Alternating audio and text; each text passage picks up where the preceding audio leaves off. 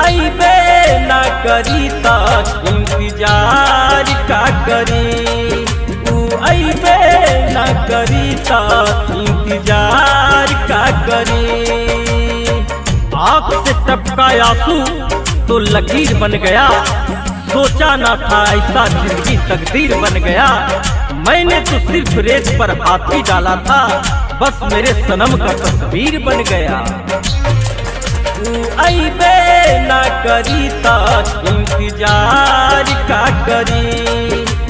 अइबे ना करी त इंतजार का करी।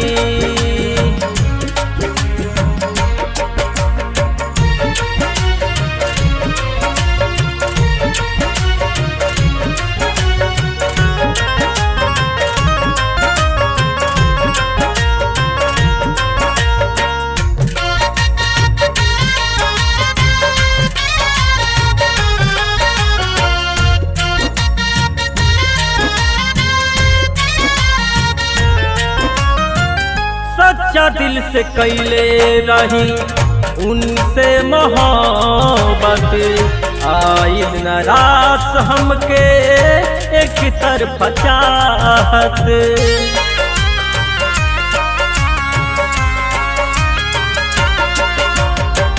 सच्चा दिल से कैले रही उनसे मोहब्बत, आइल न रात हमके एक तरफ चाहत। बड़ी बेवफा बा इजहार का करी। बड़ी बेवफा बा इजहार का करी। अइबे ना करी त इंतजार का करी। अइबे ना करी त इंतजार का करी।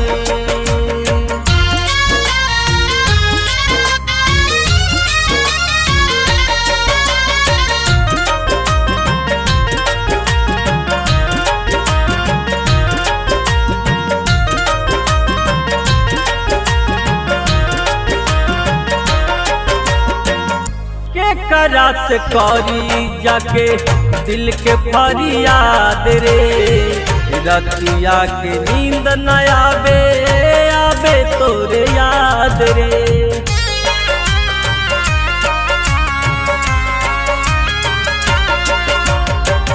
के करा से करी जाके दिल के फरियाद रे। रतिया के नींद न आवे, आवे तोरे याद रे। राजू किशोर से तकरार का करी। राजू किशोर से तकरार का करी।